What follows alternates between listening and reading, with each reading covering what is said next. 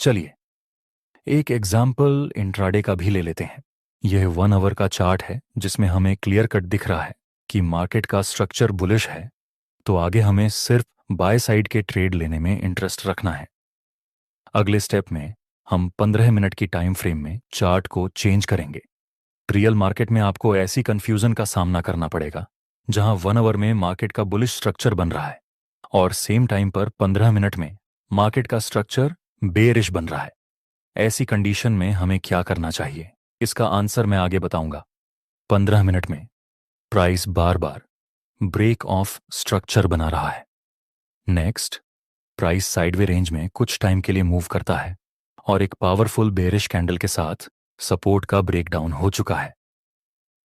जो भी लोग सिर्फ 15 मिनट की टाइम फ्रेम में इस चार्ट को एनालाइज कर रहे होंगे, वे लोग FOMO में आकर सेल करेंगे, क्योंकि उन्हें यहां ट्रेंड लाइन पर बेरिश सिग्नल दिखेगा, सपोर्ट का ब्रेकडाउन दिखेगा और यह बेरिश ट्रेंड दिखेगा। लेकिन दोस्तों, मुझे लगता है कि यह मैनिपुलेशन हो सकता है। ICT में हम इसे कहते हैं एक्यूमुलेशन मैनिपुलेशन डिस्ट्रीब्यूशन, जिसको हम AMD मॉडल भी कहते हैं, जिसके अनुसार प्राइस रियल मूव देने से पहले एक फेक मूव जनरेट करता है, जिसको हम मैनिपुलेशन कहते हैं। मेरे एनालिसिस के अनुसार यह मैनिपुलेशन हो सकता है क्योंकि जब सेम टाइम पर अलग अलग टाइम फ्रेम पर अलग अलग मार्केट स्ट्रक्चर मिलते हैं, तब आपको हायर टाइम फ्रेम के स्ट्रक्चर को ध्यान में रखते हुए ट्रेड प्लान करना है।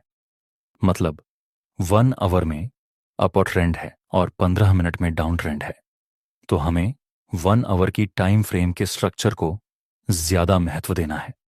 इसलिए हम वेट करेंगे कि यह 15 मिनट का स्ट्रक्चर शिफ्ट हो जाए। नेक्स्ट, बेरिश ट्रेंड लाइन का ब्रेकआउट मिला और आखिर में लोअर हाई का भी ब्रेकआउट मिला, जिसके साथ सभी सेलर्स की लिक्विडिटी स्वीप हो चुकी है और मार्केट शिफ्ट भी हो चुका है। तो अब हम बाय साइड की एंट्री कर सकते हैं। अब हम 5 मिनट का चार्ट शिफ्ट करेंगे। दोस्तों, 1 आवर में बुलिश स्ट्रक्चर है, 15 मिनट में भी बुलिश स्ट्रक्चर है और 5 मिनट में भी बुलिश स्ट्रक्चर है। इसका मतलब यह बिल्कुल नहीं है कि हम कहीं भी रैंडम जगह पर ट्रेड करने लगें।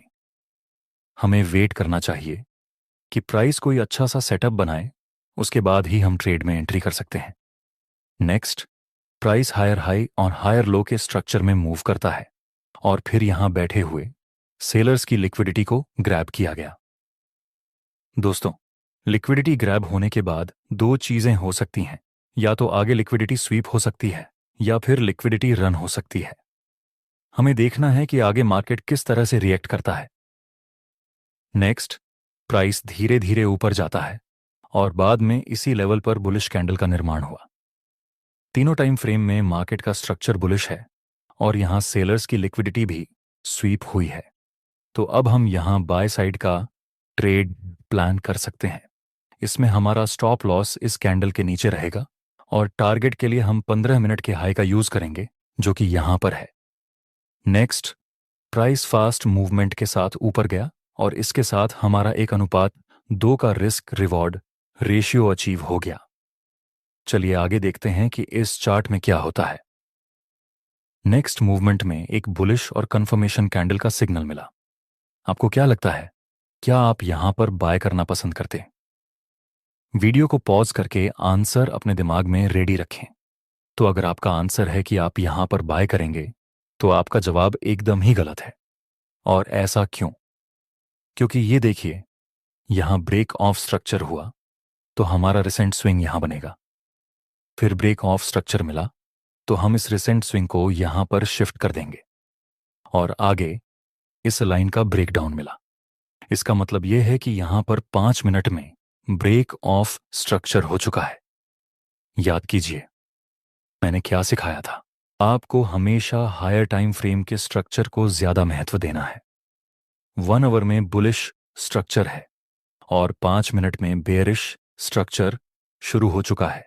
तो अब आपको 5 मिनट की टाइम फ्रेम में प्रॉपर स्ट्रक्चर शिफ्ट होने के बाद ही बाय साइड में ट्रेड करना चाहिए। नेक्स्ट, सारे बायर्स की लिक्विडिटी ग्रैब हो जाती है और सिर्फ इतना ही नहीं, प्राइस ने यहां बैठे हुए बायर्स, यहां बैठे हुए बायर्स और यहां बैठे हुए बायर्स, इन सभी की लिक्विडिटी को टारगेट किया। नेक्स्ट, प्राइस ने इस लोअर हाई को ब्रेक किया, जिसके साथ चेंज ऑफ कैरेक्टर हो गया। नेक्स्ट, प्राइस साइडवे हो जाता है और इस साइडवे रेंज का ब्रेकआउट भी मिलता है। 1 आवर, 15 मिनट और 5 मिनट, इन सभी टाइम फ्रेम में मार्केट का स्ट्रक्चर बुलिश है। और फिर इस जगह पर हाई लेवल में बायर्स की लिक्विडिटी को कलेक्ट किया गया है, तो अब आप यहां पर बाय कर सकते हैं। SL इस लेवल के नीचे रहेगा और टारगेट इस लिक्विडिटी जोन तक रहेगा। नेक्स्ट, प्राइस अप डायरेक्शन में मूव करता है और हमारा टारगेट अचीव हो गया। दोस्तों,